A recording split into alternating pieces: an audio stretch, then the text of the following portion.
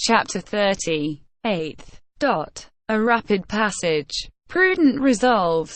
Caravans in sight. Incessant rains. Goa, the Niger. Golberry, Geoffroy, Anne Gray, Mungo Park, Lang, René Cayley, Clapperton, John and Richard Lander. The 17th of May passed tranquilly, without any remarkable incident.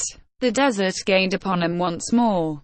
A moderate wind bore the Victoria toward the southwest, and she never swerved to the right or to the left, but her shadow traced a perfectly straight line on the sand. Before starting, the doctor had prudently renewed his stock of water, having feared that he should not be able to touch ground in these regions, infested as they are by the Awelum, Minion to Arugs. The plateau, at an elevation of 1,800 feet above the level of the sea, sloped down toward the south. Our travelers, having crossed the Acades route at Merzouk, a route often pressed by the feet of camels, arrived that evening in the 16th degree of north latitude, and 4 degrees 55 minutes east longitude, after having passed over 180 miles of a long and monotonous day's journey. During the day Joe dressed the last pieces of game, which had been only hastily prepared, and he served up, for supper, a mess of snipe that were greatly relished. The wind continuing good, the doctor resolved to keep on.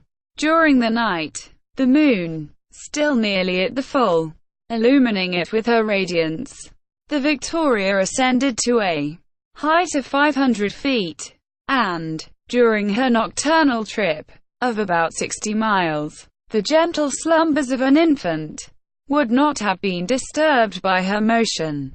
On Sunday morning, the direction of the wind again changed, and it bore to the northwestward. A few crows were seen sweeping through the air, and, off on the horizon, a flock of vultures which, fortunately, however, kept at a distance. The sight of these birds led Joe to compliment his master on the idea of having 2 balloons. "Where would we be," said he, "with only 1 balloon? The second balloon is like the life boat to a ship. In case of wreck we could always take to it and escape."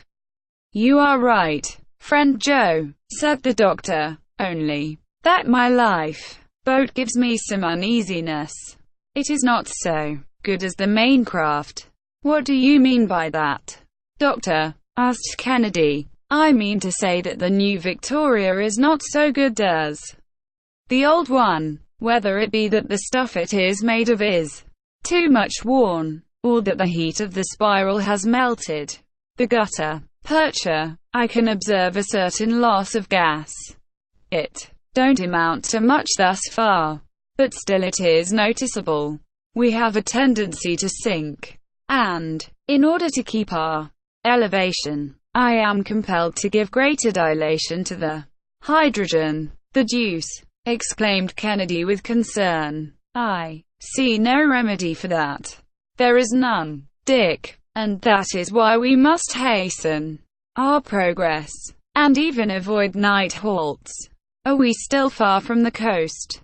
asked Joe. "Which coast, my boy? How are we to know whither chance will carry us? All that I can say is that Timbuktu is still about 400 miles to the westward.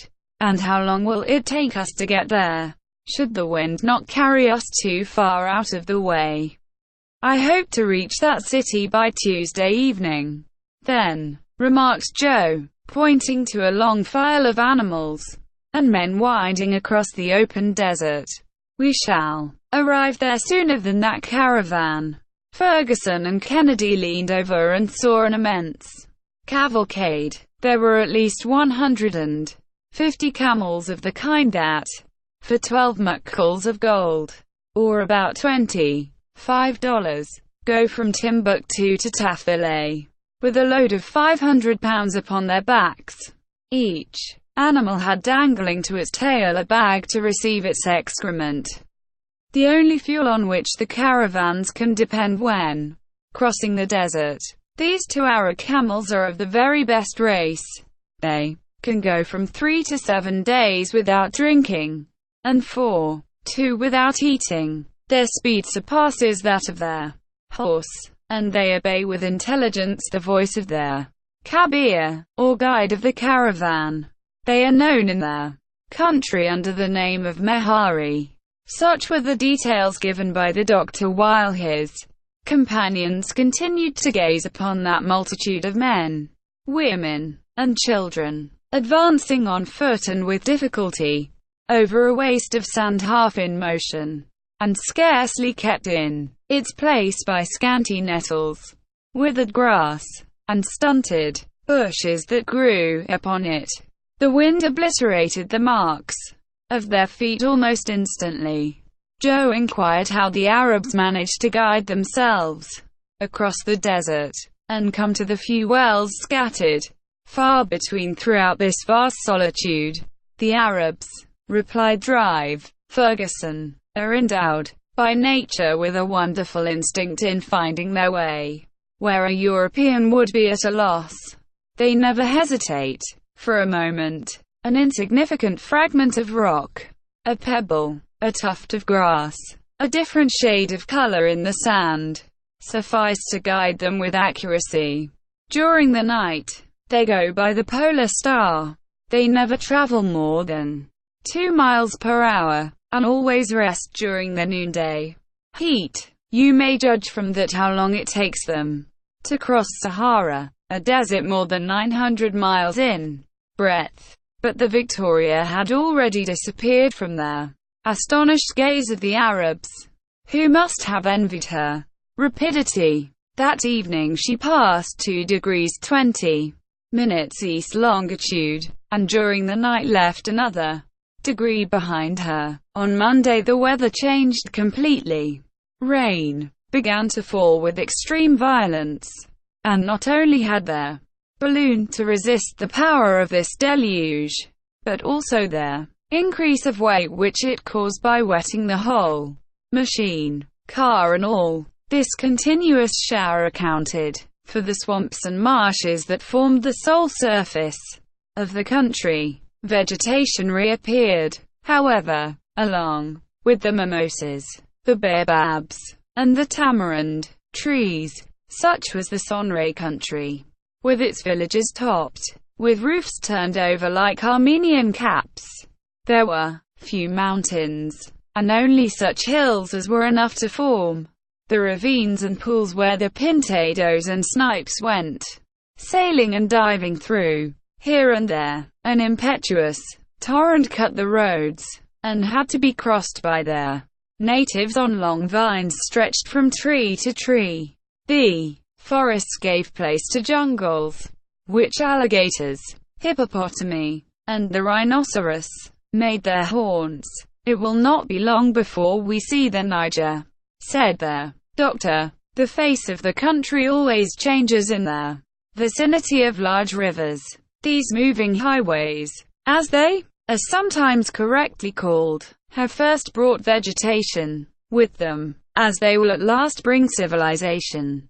Thus, in its course of 2,500 miles, the Niger has scattered along its banks the most important cities of Africa. By the way, put in Joe, that reminds me of what was said by an admirer of the goodness of Providence, who praised the foresight with which it had generally caused rivers to flow close to large cities.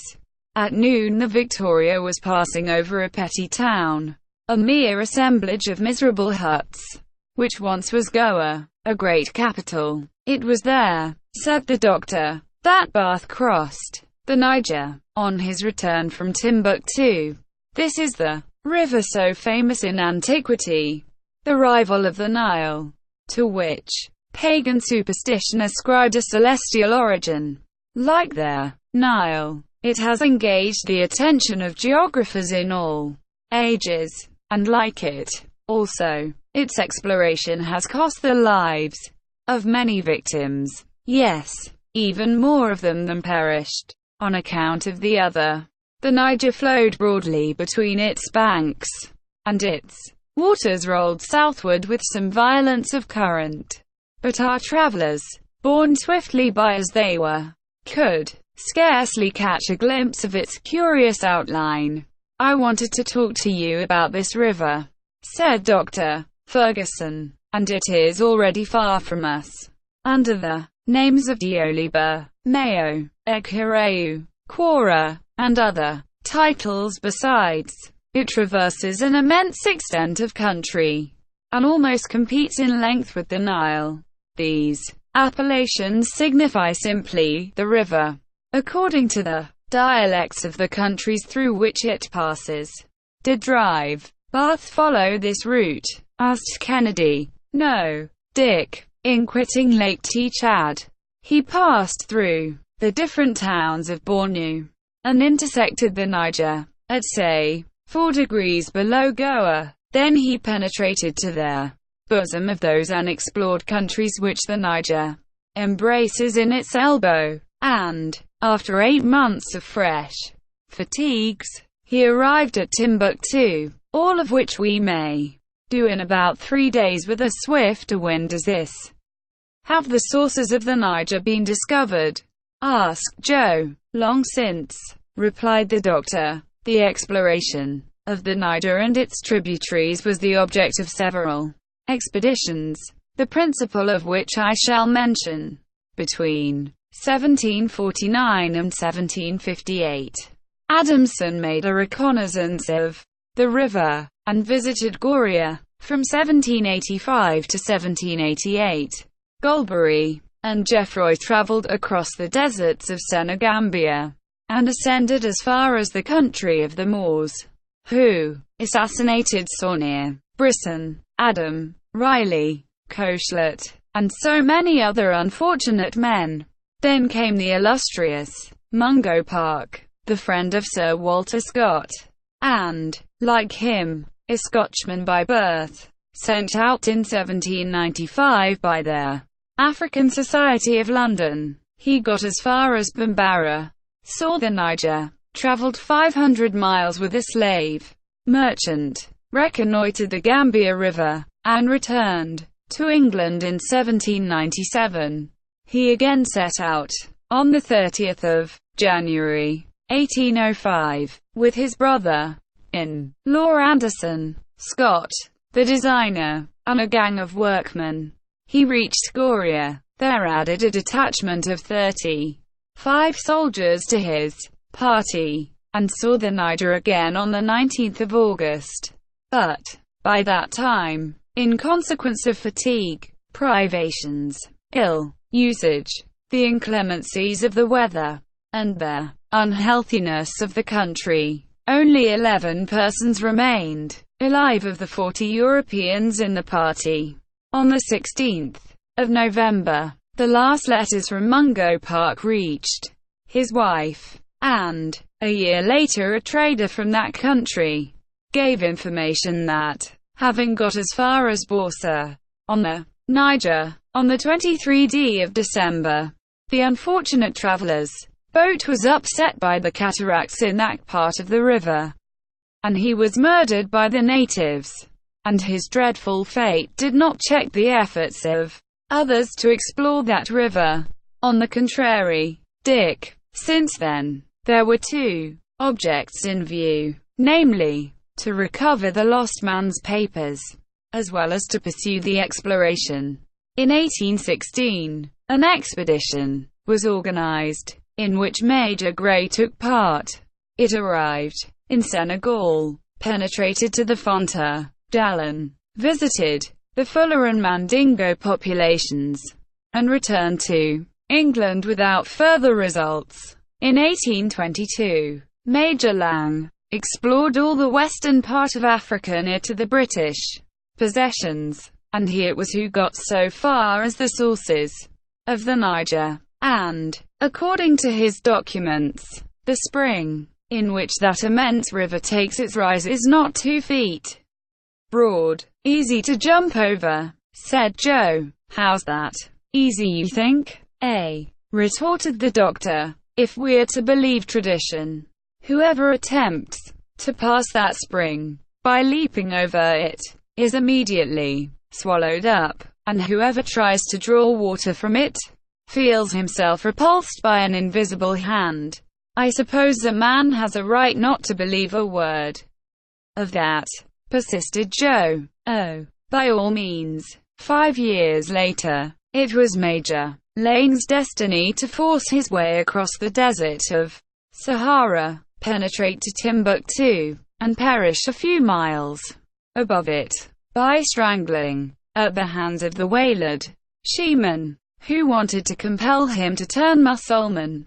Still another victim, said the sportsman. It was then that a brave young man, with his own feeble resources, undertook and accomplished the most astonishing of modern journeys. I mean the Frenchman, René Caillie, who, after sundry attempts in 1819 and 1824, set out again on the 19th of April, 1827, from Rio Núñez. On the 3d of August he arrived at Time, so thoroughly exhausted and ill that he could not resume his journey until 6 months later, in January 1828. He then joined a caravan, and, protected by his oriental dress, reached the Niger on the 10th of March, penetrated to the city of Jen, embarked on the river, and descended it as far as Timbuktu, where he arrived on the 30th of April. In 1760, another Frenchman, Imbert by name, and, in 1810, an Englishman, Robert Adams, had seen this curious place. But René Caillie was to be the first European who could bring back any authentic data concerning it. On the 4th of May he quitted this queen of the desert. On the 9th, he surveyed the very spot where Major Lang had been murdered. On the 19th, he arrived at El Arouan, and left that commercial town to brave 1,000 dangers in crossing the vast solitudes comprised between the Sudan and the northern regions of Africa. At length he entered Tangiers, and on the 28th of September sailed for Toulon. In 19 months, notwithstanding 180 days' sickness, he had traversed Africa from west to north. Had Caillie been born in England, he would have been honored as the most intrepid traveler of modern times, as was the case with Mungo Park. But, in France he was not appreciated according to his worth. He was a sturdy fellow, said Kennedy, but what became of him? He died at the age of 39. From the consequences of his long fatigues, they thought they had done enough in decreeing him the prize of the Geographical Society. In 1828, the highest honors would have been paid to him. In England, while he was accomplishing this remarkable journey, an Englishman had conceived a similar enterprise and was trying to push it through with equal courage, if not with equal good fortune. This was Captain Clapperton, the companion of Denham. In 1829 he re-entered Africa by the western coast of the Gulf of Benin. He then followed in the track of Mungo Park and of Lang, recovered at Borsa the documents relative to the death of the former, and arrived on the 20th of August at Sakatu, where he was seized and held as a prisoner until he expired in the arms of his faithful attendant Richard Lander. And what became of this Lander? Asked Joe, deeply interested. He succeeded in regaining the coast and returned to London, bringing with him the captain's papers and an exact narrative of his own journey. He then offered his services to the government to complete the reconnaissance of the Niger. He took with him and his brother John, the second child of a poor couple in Cornwall, and, together, these men, between 1829 and 1831, redescended the river, from Borsa to its mouth, describing it village by village, mile by mile, So both the brothers escaped the common fate? Queried Kennedy. Yes, on this expedition, at least. But in 1833 Richard undertook a third trip to the Niger, and perished by a bullet near the mouth of the river. You see, then, my friends, that the country over which we are now passing has witnessed some noble instances of self-sacrifice which, unfortunately, have only too often had death for their reward.